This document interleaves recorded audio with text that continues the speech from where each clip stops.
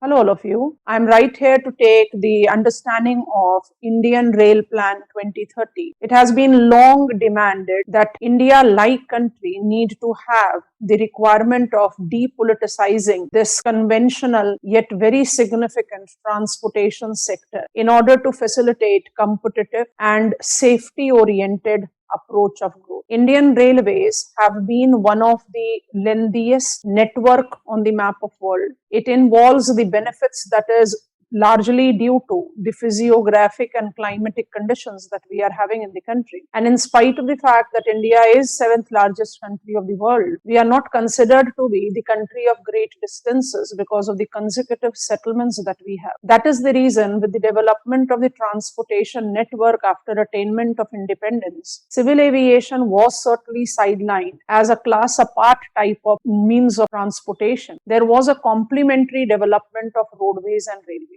But it has been long that railways have been essentially reeling under the trouble of absence of competitive growth, absence of technological innovation, absence of dependable earning. And precisely in the last few years, we have noticed that there have been massive changes in the policy orientation of development and mobilization of Indian railways, keeping it at par with Atmanirbhar Bharat Abhiyan, Industrial Revolution 4 with Internet of Things, component in the budget proposal by Finance Minister, which talks about the development that is related to the Rail Plan 2030. This is what we want to discuss in this particular video.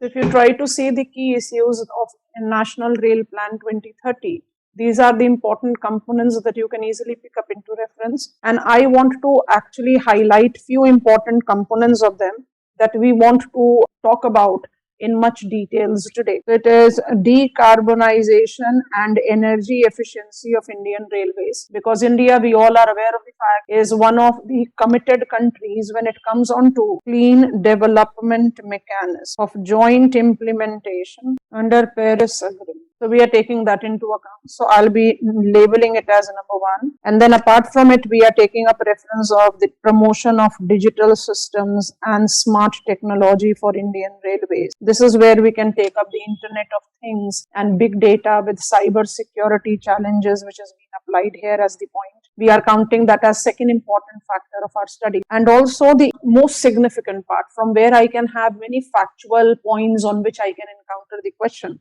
And that is related to the high-speed network. The high-speed railway is what is considered to be, I'm labeling it as number 3. The high-speed railways is considered to be a major requirement for the country, and why? That is what we'll be exploring one by one. So these three is the important aspects that we can apply. Otherwise, Indian Railways as 2030, the future perspective is all oriented towards a range of the factors that are overlapping. Like capacity enhancement and congestion reduction can easily be related to high-speed network. Like innovative and advanced energy technology can easily be correlated with the decarbonization and energy efficient mobilization of Indian railways. So you can easily take up that overlap, because whether it is the multiple choice questions which we are having as the next leg of our examination of prelims 2021, or I'm writing the answer, I need to take some sort of combination. Otherwise, the answer becomes fragmented and outlined. Like you can see here, introducing new technologies in Indian railways. If I'm talking about introducing new technologies, I'm actually relating it to the component that will be emphasizing as mobilization of artificial intelligence, Internet of Things, that is corresponding to Industry 4. So you can easily take up that kind of overlap which is there. So National Rail Plan is basically oriented towards, so we are consolidating this big list into 3 prominent points. Rather, I can take up the 4th prominent point also. And container freight terminals, because we are talking about the western and eastern dedicated freight corridors to be made operational by 2022. And this has been the commitment made by the finance minister in the budget proposal this year. So this can be added as a different component. Otherwise, we can easily pick them up into the categories altogether into these 3 blocks. I want to enlarge them one by one. So 3 blocks as key factors for the National Rail Plan 2030. decarbonization, that is related to electrification, that is related to low carbon technique, digitalization, that is absolutely involving industry 4, where we are taking up the account of Internet of Things and the mobilization of efficiency, not just in terms of consumer services, but also the safe. It is referred as CNS, Communication, Navigation and Surveillance Services of Indian Railways, and decentralization, where we are taking up the Diamond Quadrilateral, which is identified very clearly with dedicated freight corridors required for making Indian railways competitive and commercial edge oriented. So for decarbonization, the decarbonization Indian railways pathways. So the pathways that have been applied in the functioning of Indian railways incorporate all solar potentiality 1 and solar with wind potentiality 2. This renewable technology option is identified to be the cheapest generation pathway, and as it is very clearly justified with the second, it is more balanced, either 1 or 2, that is only solar and solar with wind energy, either purchasing or building, and the option of decarbonization to be attempted by 2030. And this is the year that we are actually targeting under Indian Rail Plan, with Ministry of New and Renewable Energy taking to its stride wind resource mobilization quite at par with the solar mission. It is very likely that we'll have the second pathway, this pathway I'm talking about, second pathway that is going to give more favorable, balanced purview of decarbonization of Indian railways by 2030 as per the Indian Rail Plan. If I start up with point 2, that is correlated with the digital growth and the Internet of Things, technological innovations in Indian railways. The defined pathways are identified to be these 6 components, and each one of them is significant to their own stride. Innovative technologies, need for hassle-free transport services, smart technology mobilization, that is altering consumer behavior by default. Big data and Internet of Things by default will have huge impact on the train safety. Internet of Things and big data to provide an insight on the travel behavior and focus on high productivity and asset optimization. Digital growth pathways are oriented towards both on-board and off-board rail services, and this by default is correlated to one of the most important aspects that we can justify.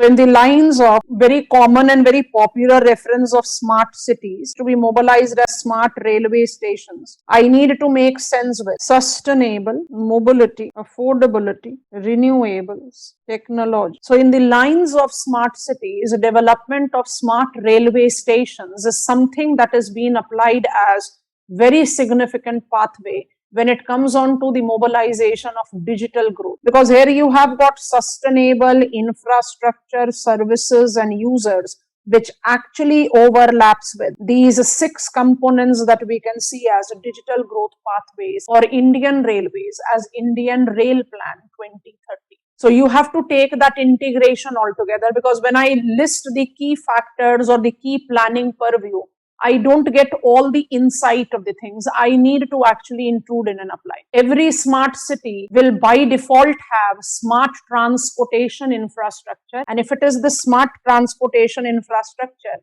it cannot be aloof of railways. These are defined to be the components of smart rail station. I have already explained. Smart rail stations aims at developing IoT benefits for sustainable, inclusive and competitive.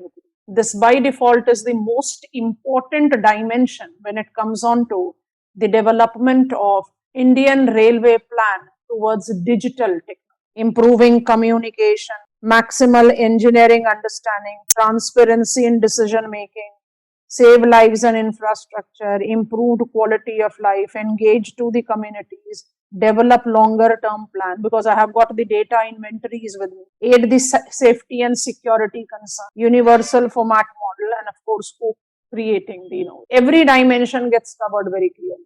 And remember that all these points which we started with our first table have got multiple aspects related. But we want to talk more about the high speed railways as an important component, and we selected it to be the third point of our study. If I start with a very general comparison of high speed railway systems in the world as the first year of inauguration, I don't want to compare us with the developed world for sure, but if I just compare it with China also, India precisely is significantly late in mobilizing the high-speed railway. The 3-point factors that justifies high-speed railways requirement in India is that it is energy efficient, that India still have got 80% of oil requirement as imported, and it is something which is difficult for us to apply.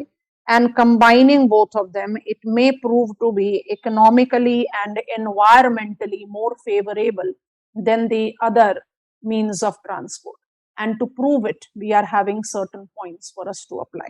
High-speed railways are energy efficient. Fuel equivalent grams per passenger per kilometer. You can see it is at the least level compared to any classic train, bus, private car or plane. And energy efficiency, we are running the national mission on energy efficiency.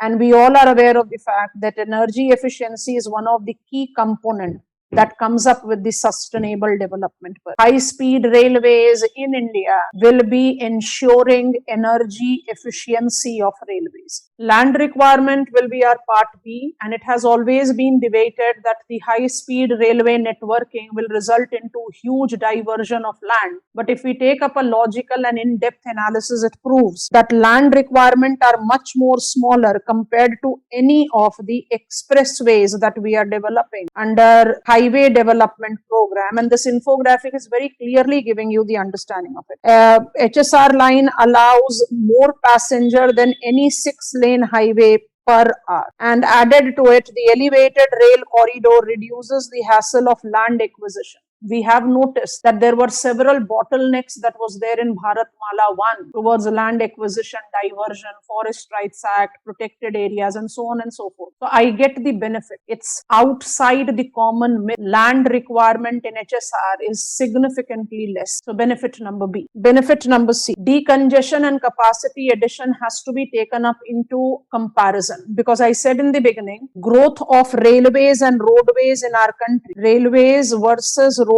have always been that roadways are complementary to each other, and with the growth of roadways, with the NHDP and thereby Bharatmala, motorways, expressways have somewhere taken the prime slot. Why HSR?